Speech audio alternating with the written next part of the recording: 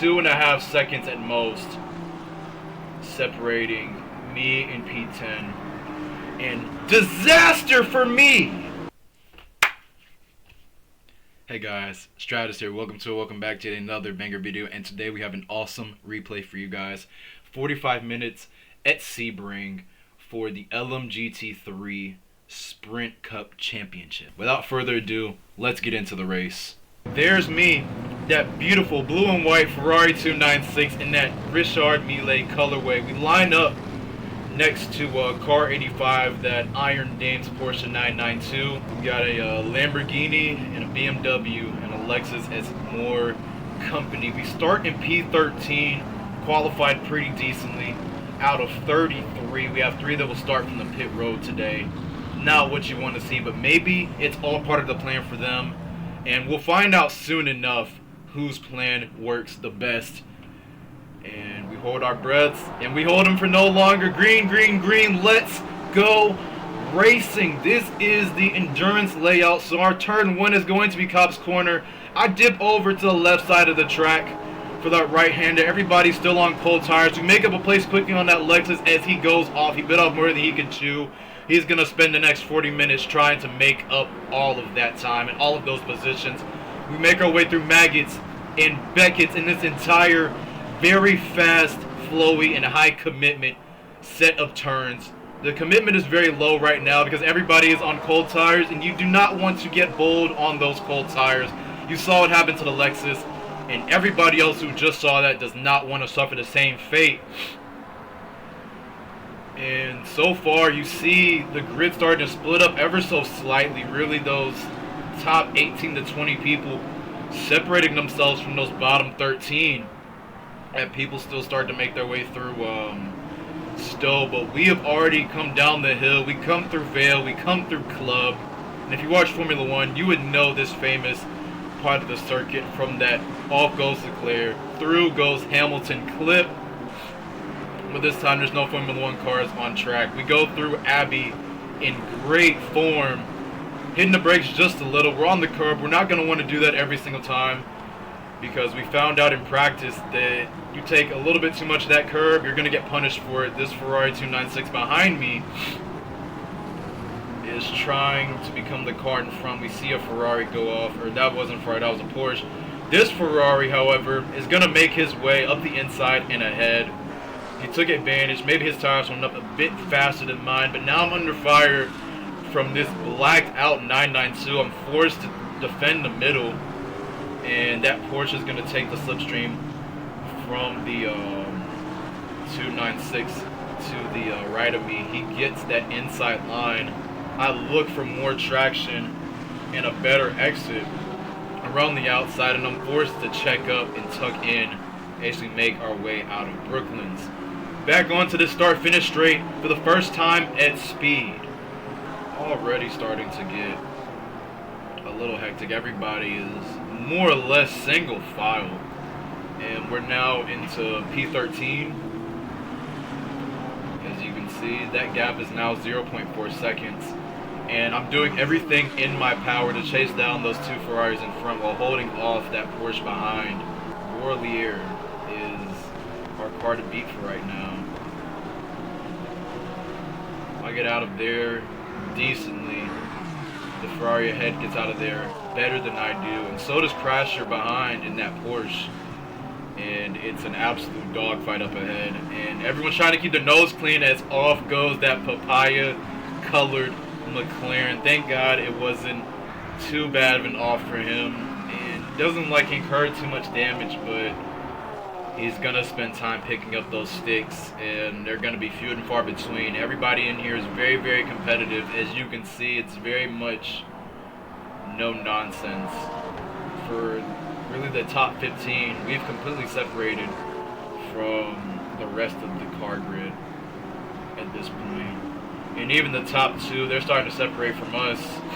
Those gaps are a lot bigger in the top 5. They make their way through Brooklands right now. We're on the Wellington Straight right now.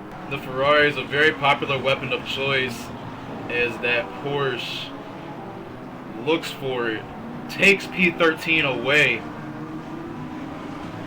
gets a little bit shaky, on his entry into Brooklands. And on exit, I look to take full advantage. I get that inside line, and that's going to be super beneficial. He's a little bit further ahead as we make our way into Cops, so I lift off just a little bit to not take out both of us and not recreate that horrifying incident between Verstappen and Hamilton here back in 2021. That Porsche is very, very good in some of these medium to low speed corners where the Ferrari just can't get as much rotation off throttle. We go through Maggots, we go through Beckett's, and you are starting to see the differences in the lines, people emphasizing either the entry or exit depending on, for one, the car ahead and how they're driving, and for two, what their car favors doing more.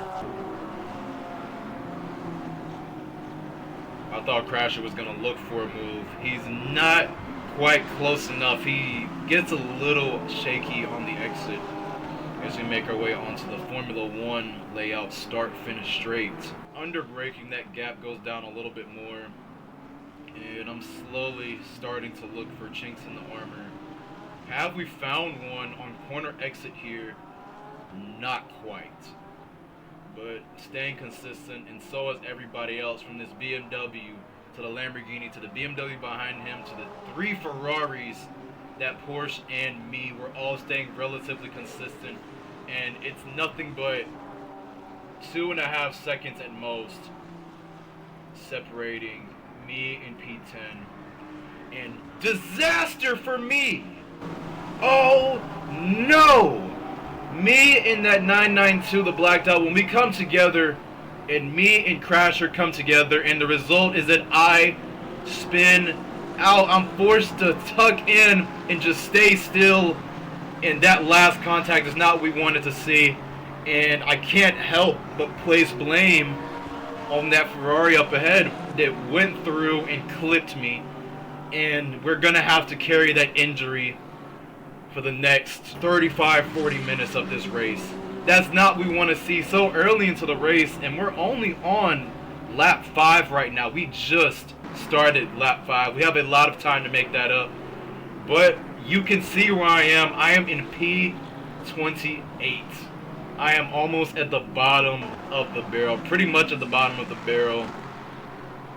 Outside of those who have to take an early pit stop, but I might as well have taken an early pit stop. But my head is down and my focus is ahead, and let's see what I can do. Already, I'm coming up to the diffuser of Opsky in this Mercedes AMG GT3.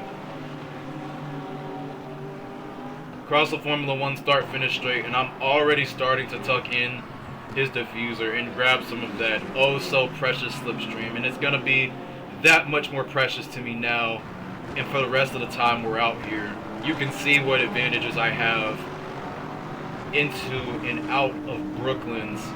Throughout this entire section, I just take that section way better. The Ferrari is a lot better equipped. Even with the damage I incurred on that rear quarter panel, I'm still able to stay with this 3-car battle and make it a 4-man weave. Somebody goes off and somebody else goes off. That's a McLaren going off into the wall and falling short of Cop's corner. That's that Iron Dames Porsche. I'm not too sure if it's the one from earlier, but it's a different one, and the heartbreak is the same nonetheless. That McLaren is almost certainly out of the race. I saw his wing fall off, but now going into Stowe, that gap closes down so much, and I'm now breathing right down the diffuser of this Mercedes, and I'm looking at every opportunity, but I'm trying to be smart as I can. I don't want to lose time going through traffic that I know for a fact I am faster than. That Mercedes grabs a bit more curb than I imagined he wanted to, and now that move is reality for me at this point, and I'm looking for it with every chance I've got, and I'm going to be fighting tooth and nail. I look for it here. Can I get it on corner exit? Not quite. That Mercedes is going to stretch its legs, and he got a really good exit, and now everyone's going to be a lot closer. The Mercedes and the Porsche and the Lamborghini almost come together. Me and that Mercedes come together ever so slightly. Not enough to disturb either of our races, but I do get that move done on not just him, but that blue Porsche, and that is up into P24 for me. Now me and Mandova start to create a gap between the Mercedes and that Porsche behind. That Lamborghini is a little bit of a faster mid-engine platform. I don't know if it's acceleration or all-out top speed, but he seems to always have a little bit more. But it's not going to be enough. I look for it up the inside of Stowe. Can I get the move done? We might have to take this battle down towards Vale because Mandova's not going to give this up without a fight. It's Mandova, it's me, and we go through Vale. We come through Club. I have that inside line, and who's it going to be as we make our way onto the start-finish straight for the Formula 1 layout? It's going to be Mandova. He keeps it as we make our way into Abbey, but we can't count out that Mercedes. He's closed that gap down a lot more, and that Porsche has managed to stay glued to his diffuser, and that gap more or less stays the same. Off goes Jose in that Porsche 992. He manages to recover, and he's back in relatively decent form, but he is out of the slipstream, and as we make our way onto the Wellington Straight, the slipstream is going to be exactly what you want to even potentially set up a move going into Brooklands. I back out a little bit. That move wasn't for me on that entry, but I stay with him as much as possible. He's hugging that inside curb. He knows that if he gives up any of that inside real estate, I'm going to be very, very quick to try to take it from him. And Mandova has attached himself to the diffuser of Gurn in that other Mercedes, that blue and black. It looks to be a Petronas livery. You see the BMW next to him. Gurn gets past, and now it's me, it's Mandova, and it's Lehman in that M4 GT3. He's about 0.4 seconds ahead, and he's breathing down the diffuser of Gurn right now. He's going to look for a move. He goes a little bit too deep. That's going to give Lehman a chance to go around the outside there. But Mandova thinks better of it. Lehman stays ahead, and I stay attached to Mandova's diffuser. We make our way through Abbey in good form. Once again, this now turns into a three-man weave. Ovsky is still right there with us. And under braking, he gets a lot closer. I get a better entry there than Mandova. And is it going to be beneficial? I get the inside line there, but not enough for the overlap. But Ovsky got a slightly better run, and that run is going to be very, very helpful. You can see this is now a four-man weave as Jose has gotten closer. And you can see just how much that inside line means to Mandova and how much it means to me. We take the same line and we get more or less the same exit. I get alongside as we make our way through, and I'm going to commit a lot more. We get the move done, and Mandova's actually going to work with us here. He backs up Ovsky. Ovsky's forced to back out just a little bit, and that in turn backs up Jose, and that gives me a chance to stretch my legs in more open air as that turns from a four-man weave into a three-man weave. I've gotten away and gotten the move done. That's up into P21 for me. This job is far from over, though. Lehman is in P20. Gurn is in P19. They're fighting like dogs. I've said it before, and I'll say it again. And if you know what I'm going to say, please say it with me. The more you fight, the more time you lose. The harder you fight, the faster you lose that time. Make our way onto the Formula 1 start-finish straight. That gap is already starting to go down, as what I just said starting to come into fruition. They go too wide going into Abbey. It's beneficial for Lehman. He gets the move done, and I get the move done on Gurn. And now it's me and Lehman that get to do battle down this Wellington Straight on the run into Brooklands. You can see I gained just a little bit, and through Brooklands, I give him a little love tap, just telling him, let's get a move on through here, and let's get away from Gurn and the rest of those cars behind. That gap is now 0.4 at one point, down to 0.3. Lehman goes off ever so slightly. That gap is now down to 0.2, and it's only going to get smaller. We make our way through Maggots, we make our way through Beckett's, and this entire high commitment S section. As we round out Sector 1 and begin Sector 2, we're onto the hangar straight. And you can see just how close that gap is. And am I going to be able to make up any time on acceleration? Not much, but under braking through Stowe. I emphasize the exit. It's going to be beneficial.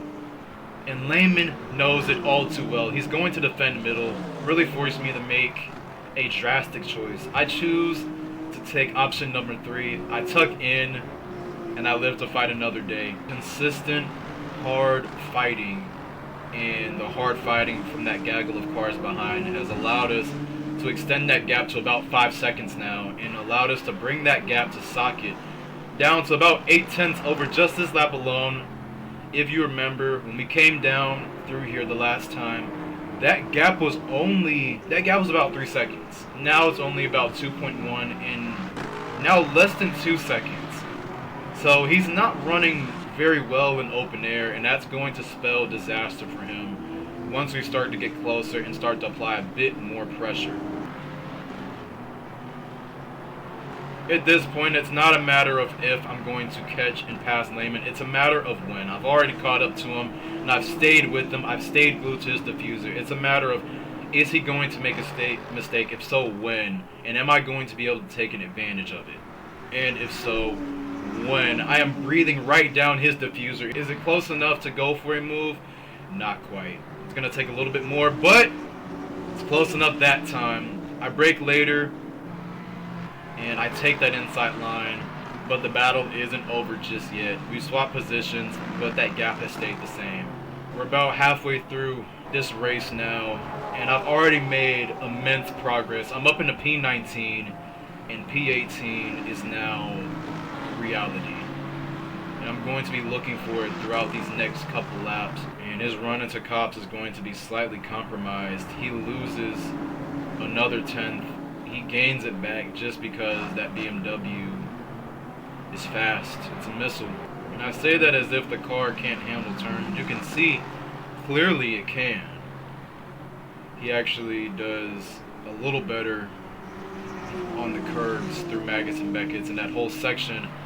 But Socket is going to let both of us through. He sees that we're both faster, and thankfully he chooses not to hold us up any more than he already was. The new challenge is going to be catching up to Gottlieb in that Lexus RCF GT3. That gap is now about 7 seconds. This gives me a chance to run in open air with not very many disturbances at all, and I really don't need any disturbances as this is a recovery drive. We've already gained around 10 positions, and I'm still not up to even where I started. Therefore, this job is not finished.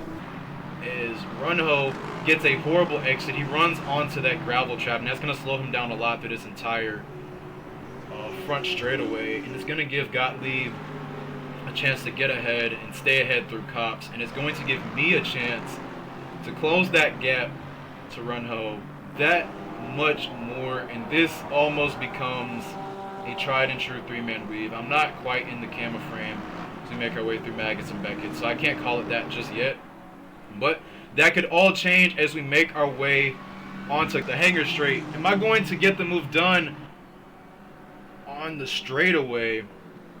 I grab that middle area of real estate. I look for it up the inside. I brake later, and I just carry more speed through there. And I managed to get the move done. That job is not finished, though. Runho is not going to take that just sitting down. He's going to stay with me through Vale and through Club and through this last corner that leads us onto the F1 start-finish straight. Now it's going to be all I can to catch up to Santos, but part of this fight is over. We have gotten through Runho, and as he doesn't get a good exit out of Abbey, that gap is going to increase that much more. It's already about a second, and now 0.3 LMGT3, less than half a second to me and Santos. Santos gets a slightly better exit around there, and it's going to be beneficial onto the Wellington straight. The Lexus I don't think is an outright faster car. It's more or less based off what you prefer. That Lexus is an older chassis. Somebody else goes off, and that was Gottlieb. Him and Gerardo have had some sort of incident, and Gerardo is forced to tuck in behind Runho. And now it's just me and Santos. And as we follow along with the helicopter, I look for it. I fly into his diffuser. I didn't expect him to break that much, so I have to slow down a lot.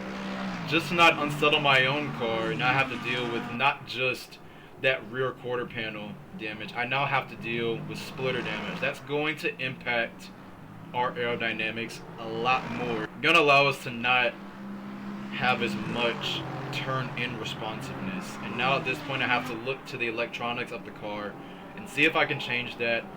But now we're gonna see just how much that impacted me. And I'm doing my best to not show how much it impacted me, and just stay in that slipstream and stay close and stay consistent to Santos. But we saw how big of a hit that was, and Santos is gonna have a bit more damage as well to his diffuser.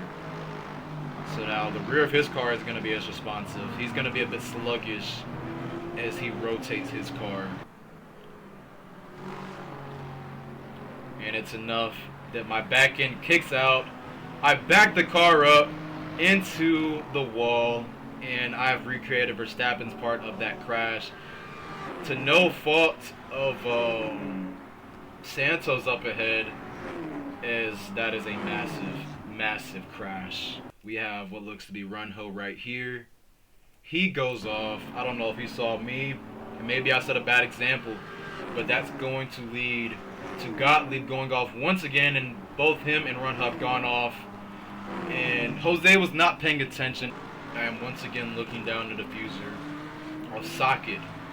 Oh people, a car that previously let us go.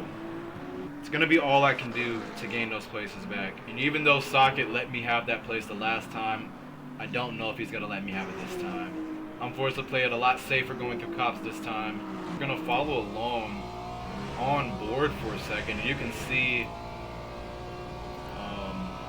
just how far it seems that he is. And you can hear I'm letting the car roll a bit more on throttle or off throttle. I'm grabbing curb there, and you really need to there. This turn is also beneficial. But even there, I'm not getting on the gas as quickly as I probably could, and as quickly as I would be had I not incurred that more recent damage.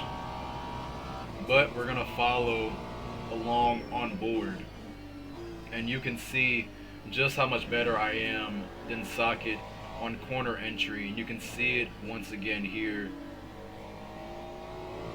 And you can hear he got on the gas a little bit quicker, he got on the gas a little bit more when he did. Our time is really running out here, ladies and gentlemen. We don't have much more time to waste, and we have no more time to waste actually. It's all I can do, and this might be all I have left. So now I have to leave it out all on the track. And it looks like I don't have as much damage. You can see right here the damage, but I'm surprised you don't see it as much right here in the middle, or even down by where the diffuser is. But you can see that overlap, and you can see he oversteers. He has to back out of that. He's not happy. He thinks I pushed him off ever so slightly. We didn't make contact though, and he's going to have to live with it. He's not going to take that just sitting down. He tucks into my diffuser through Brooklyn's, and he's going to be doing all he can on this last corner to catch back up to me. We're now back on to this hangar straight, and I'm by myself at this point. I've done a good job of keeping the cars behind at bay, and One thing I forgot to mention was fuel saving. The lift and coast was definitely in effect in these last few laps, just to get enough to potentially have to come back around one last time. And what y'all don't know and what you can't see is that I was very, very close. A couple people had to go in, including Socket, and do the splash and dash, but for the most part, everybody was able to make it through and cross the finish line with the fuel they had left in the car. And you can see Gerardo and Lehman are still fighting, and that fight is going to continue all the way down the Wellington Straight and all the way through Brooklands and all the way to the finish. But it looks like it's going to be Gerardo that's going to win this battle. Lehman goes for a last-minute mad dash going into Brooklands, but it's not going to pay off. It's too little, too late, and as I round this last and final corner, I'm in P17. It's not where I want it to be, but I recovered nicely, and it could have been so much worse, but it also could have been so much better. But I see the checkered flag, I take the checkered flag, and all I can do is thank the fans for being here and hope for better on the next go round of this championship. Ladies and gentlemen, thank you so much for watching, and I hope y'all enjoyed this banger video. Y'all take care, y'all be safe, have a great rest of your day, and of course, peace.